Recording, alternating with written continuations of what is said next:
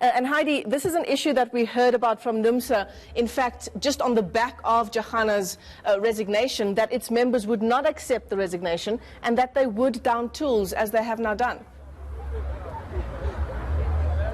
Exactly. So this is not necessarily them going on strike, but rather they've called it a peaceful march because they're saying they're trying to play their cards right.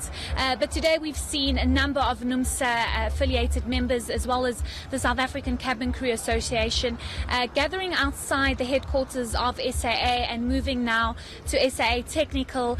They are actually walking towards SAA Technical, where they are expected to hand over a memorandum. But the biggest issue that they have, it's about over 100 members that have gathered here today. They want Vuyani Jarana to return as the CEO of SAA. They are saying that he was the best person, and he was the person that actually helped the workers of SAA, made sure that salaries were paid on time. And this was actually an issue that we saw in his resignation letter, that scathing resignation letter that was supposedly leaked, where he said that he tried by all means to make sure that he paid staff on time.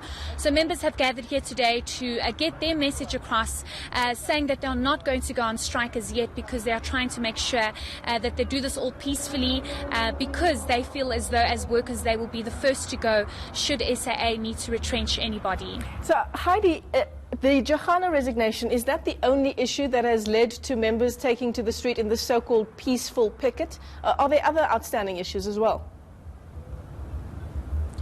Well, I had been speaking to some members from Numsa, as well as the South African Cabin Crew Association. They've all moved because they're walking to SAA Technical. But one of the other issues that they mentioned was the fact that they want the board to be replaced. They are unhappy with the board. They say the board is divided, and they feel as though the chairman of SAA board, JB Magwaza, is basically standing on his own, because there are such divided decisions and thinking in terms of how this board should function.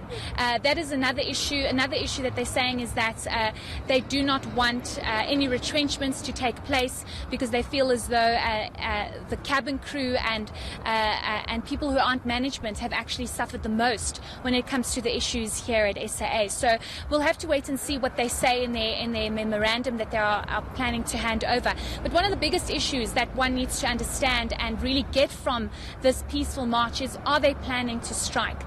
SAA has had a number of issues. They do not have money moving forward. They're trying to get an extra 4 billion rand from lenders, whether it's locally or internationally, to try and actually function moving forward. So they cannot afford to have workers go on strike. So we'll have to see, if the demands aren't met, what is the next plan of action. And any response from SAA itself on these demands by some members, including specifically, I suppose, their demands around Vuyani Jarana? Well, last week when they held that briefing, that very lengthy briefing, the question that I did pose to them was, what do you plan on doing, given the fact that members are wanting Jarana to come back and they are planning to strike? And they're saying that they've had a discussion with the various unions and associations, and they've come to the conclusion that they won't go on strike, but Jarana's not coming back. This is the word that we got from SAA last week. We'll have to see who will receive the memorandum and what they plan on doing, given the fact that members have gathered here outside today. They want answers, and they want their demands to be met, specifically Vuyani Jarana, because one must remember as well that he was supposed to serve a 3-month notice, which did not happen. His term of office basically ended on Monday. So we'll have to see what SAA says about all these demands and whether or not they will consider Vuyani to come back. All right, well, thanks very much for that. Heidi Jacobs will continue to keep track of that story for us as it continues to unfold.